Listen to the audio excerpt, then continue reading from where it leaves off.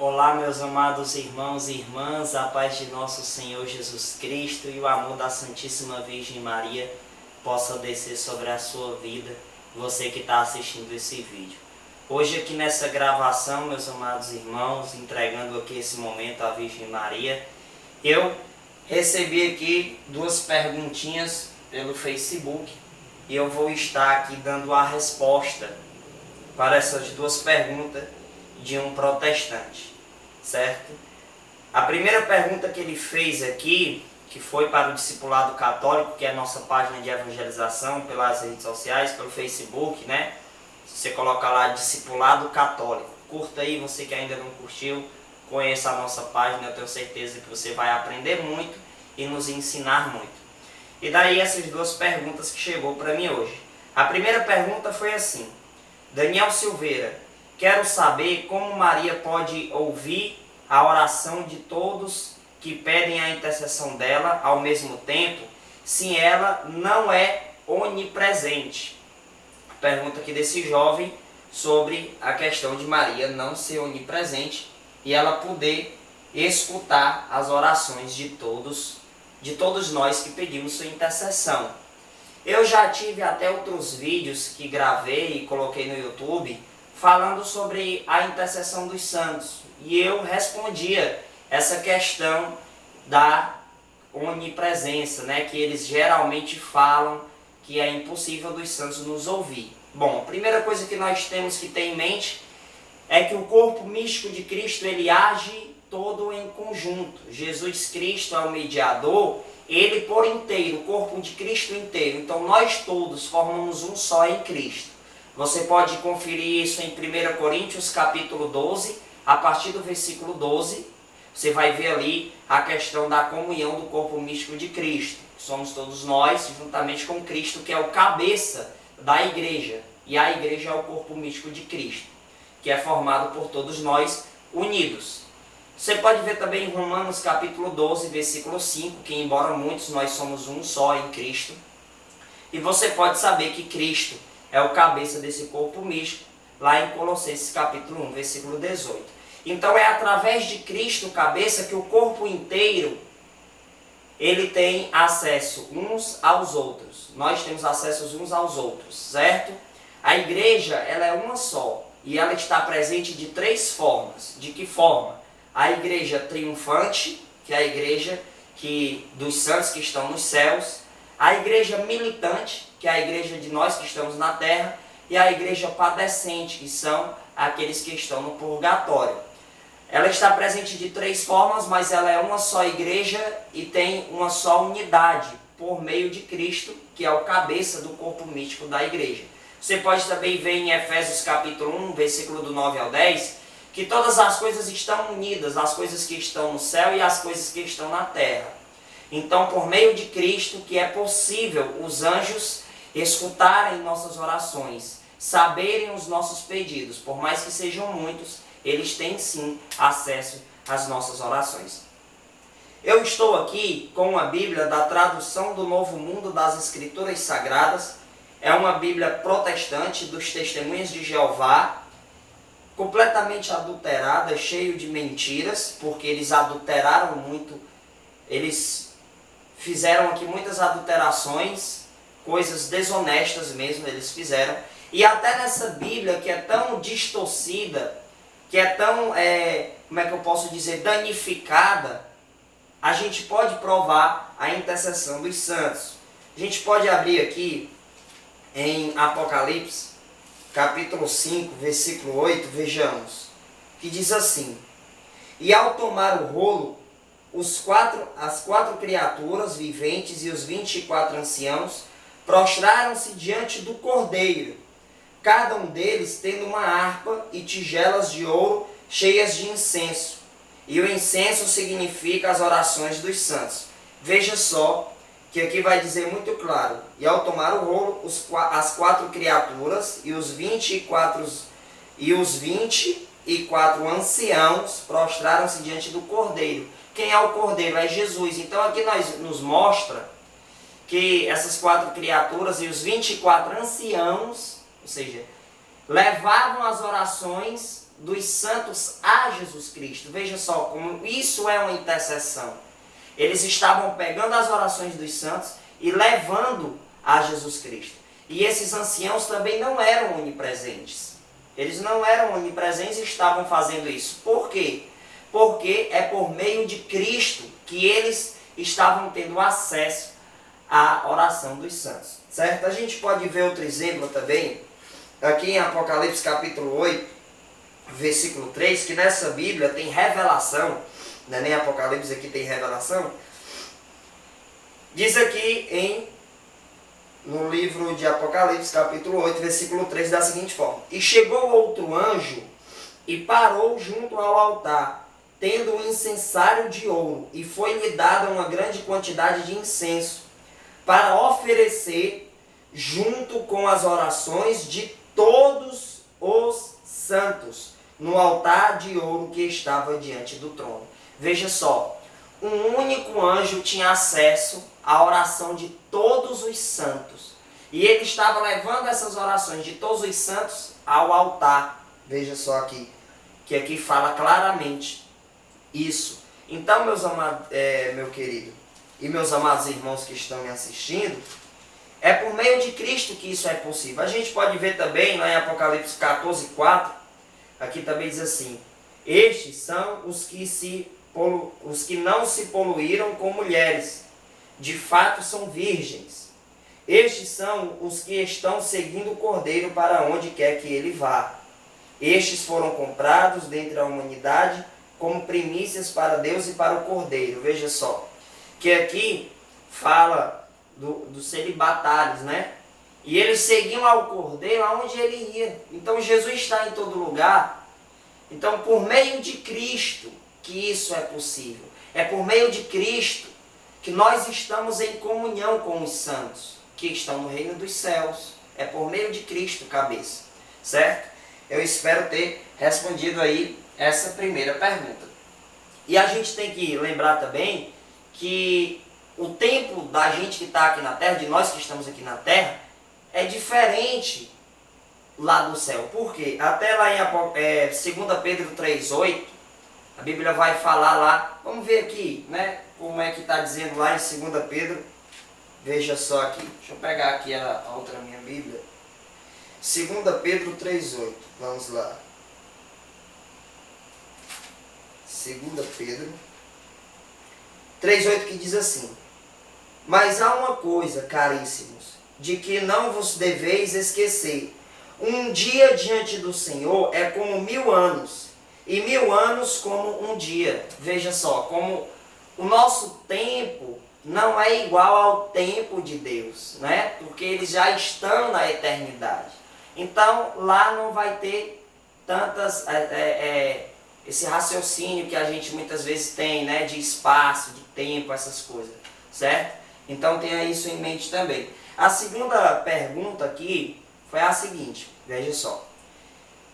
Daniel, não me conformo ao ver muitas vezes os católicos se referirem primeiro aos santos, sempre estão falando muito dos santos. Muitas vezes falam primeiro com Maria do que com Deus. Isso é heresia, isso é idolatria. Veja só, aqui ela se incomoda porque nós católicos muitas vezes lembramos muito dos santos, né? Nós católicos muitas vezes falamos muito dos santos, né? Eu vou aqui responder agora novamente, mais uma vez, pela Bíblia dos Testemunhos de Jeová. Eu queria pedir para você que fez essa pergunta também, ler o capítulo 11 de Hebreus, né? O capítulo 11 de Hebreus, que ele vai falando ali dos grandes homens de Deus, né? Dos grandes servos de Deus, dos patriarcas, dos profetas e tudo. Leia o capítulo 11 e você vai ver que a própria Bíblia ela nos motiva a reconhecer os feitos daqueles que serviram a Deus. A própria Bíblia, ela nos recomenda a honrarmos a essas pessoas, né? Lá em Romanos 2,10 diz: glória, honra e paz a todo aquele que faz o bem. Então, assim, a Bíblia nos ensina a veneração aos santos, né? Mas o que ela se incomodou muito foi a questão da gente tudo lembrar do santo, né? Vamos então responder isso. Deixemos aqui que a Bíblia então nos responda. E, inclusive eu estou lendo aqui numa Bíblia dos Testemunhos de Jeová. Veja só.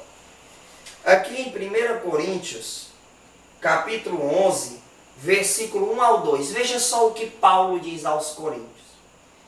Tornai-vos meus imitadores, assim como eu sou de Cristo. Ora, eu vos elogio, porque em todas as coisas vos lembrais de mim, e vos apegais às tradições, assim como as transmitir a vós. Veja só, que Paulo elogia aos coríntios, porque em todas as coisas os coríntios lembram de Paulo. Por acaso os coríntios então estavam adorando o apóstolo Paulo, por lembrarem sempre dele, por em tudo que eles iam fazer, lembrar do apóstolo Paulo. Será que isso é idolatria? Então Paulo nesse momento se desviou da fé? Não, meus irmãos, não é isso. Aqui nós podemos ver que também no versículo 1 desse capítulo 11 de 1 Coríntios, Paulo diz, tornai-vos meus imitadores, assim como eu sou de Cristo. Por que Paulo não disse logo, imitem a Jesus Cristo? Para que ele disse, tornai-vos meus imitadores? Ele podia muito bem ter dito logo diretamente a Cristo. É porque aqui Paulo nos ensina que nós devemos imitar a decisão dos santos, que os santos tiveram, assim como ele teve, né? E aqui, no versículo 2, responde claramente essa pergunta que ela fez. Ora, eu vos elogio, porque em todas as coisas vos lembrais de mim. Que coisa linda, o apóstolo Paulo disse aos coríntios, né? Que coisa linda. Nós podemos ver aqui claramente, meus irmãos, que é muito importante nós venerarmos os santos. Aqui em Hebreus capítulo 13, versículo 7, a Bíblia diz, lembrai-vos de vossos guias, que vos pregaram a palavra de Deus. Considerai como souberam encerrar a carreira e imitai-lhes a fé. Veja só, nós, está aqui na Bíblia, a Bíblia nos ensina a nós imitarmos aos santos, aos nossos guias na fé. Então, a questão de nós falarmos muito dos santos não significa que nós estamos colocando eles no lugar de Deus, não. Porque em todas as coisas os coríntios lembravam do apóstolo Paulo. E o apóstolo Paulo elogiou a atitude dos coríntios, né? Ele elogiou. Se fosse errado, Paulo tinha combatido. Ó, parem de lembrar de mim em todas as coisas. Isso é idolatria. Se fosse errado, ele tinha falado isso. Outro exemplo que nós podemos ver, lá em Lucas, veja só. Em Lucas capítulo 1, abra aí sua Bíblia em Lucas. Capítulo 1, versículo 42. Eu vou ler aqui na dos Testemunhas de Jeová novamente.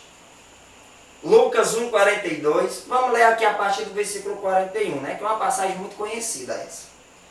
Pois bem, quando Elizabeth, aqui tem dizendo Elizabeth, que é a Isabel, né? Santa Isabel, prima de Nossa Senhora, diz aqui, Isabel, ouviu o cumprimento de Maria, pulou a criança na sua madre, e Elizabeth, que é Isabel, né? Aqui nessa tradução tem Elizabeth, ficou cheia do Espírito Santo, e exclamou com um alto grito e disse, abençoada és tu entre as mulheres, e abençoado é o fruto de tua madre. Como é então que tenho este privilégio de vir a mim a mãe de meu Senhor? Veja só que aqui no versículo 42, né, que a nossa Bíblia, a nossa tradução tem, bendita és tu entre as mulheres e bendito é o fruto do teu ventre. Veja só, que primeiro Isabel, quando ela está cheia do Espírito Santo, ela primeiro saudou Maria e depois ela saudou Jesus. Por acaso Isabel colocou Maria no lugar de Deus? Lógico que não. O fato de nós falarmos muito, ou primeiro, não significa que nós estamos elevando aquela pessoa, aquele santo, acima de Deus. Não é isso. Aqui Isabel estava cheia do Espírito Santo e falou primeiramente a Maria. E no versículo 43 ela diz, de onde me vem esta honra, este privilégio, de vir até a minha casa a mãe de meu Senhor. Perceba que mais uma vez ela demonstra a atitude de respeito, de veneração para com Maria Santíssima. Por que ela também não disse Que honra tenho eu de vir até minha casa, Jesus, porque Jesus estava no ventre de Maria. E ela foi lá e disse, a mãe do meu Senhor. Aqui está, meus amados irmãos, a resposta clara para esse questionamento dessa pessoa que me enviou essa pergunta. Nós, pelo fato de nós falarmos dos santos, muitas vezes nós dirigirmos a nossa palavra primeiramente à Virgem Maria, não significa que nós estamos colocando ela no lugar de Deus. Por isso que nós na nossa oração dizemos, rogai por nós. Rogai por nós é intercedei por nós, peça por nós. Nós pedimos a ajuda do santo para que possa pedir por nós, pelas nossas intenções, ao Cordeiro. Assim como os anciãos lá em Apocalipse 5:8 estavam ajudando aqueles santos. Porque diz, né, que os anciãos estavam levando as orações dos santos ao Cordeiro. É esse o papel dos santos na igreja. Eu espero ter respondido a você. Eu quero desejar a paz de Cristo, o amor de Maria para a sua vida, certo? Nós não adoramos os santos, certo? Eu vou aqui gravar também vários outros vídeos respondendo as perguntas que estão chegando ao meu Facebook. Eu quero desejar a paz a você. E procure estudar mais o catecismo da igreja, a doutrina da igreja. Tenho certeza que você não vai se arrepender. Porque muitas pessoas falam coisas que a igreja não ensina. Acusam a igreja de algo que ela não ensina. A igreja não ensina ninguém a adorar os santos nem os anjos. Devemos adorar unicamente a Deus. Mas nós também podemos venerar os santos. Darmos uma honra aos santos. Porque a Bíblia também nos ensina que nós devemos honrá-los. Certo? Assim como a gente viu agora, que os coríntios estavam lá honrando Paulo, lembrando de tudo que eles faziam e lembravam de Paulo. Veja que coisa linda. Certo? Que Deus os abençoe e a Virgem Maria vos guarde. Em nome do Pai, do Filho e do Espírito Santo. Amém. Agradeço a todos vocês desde já que vão compartilhar. Abraço.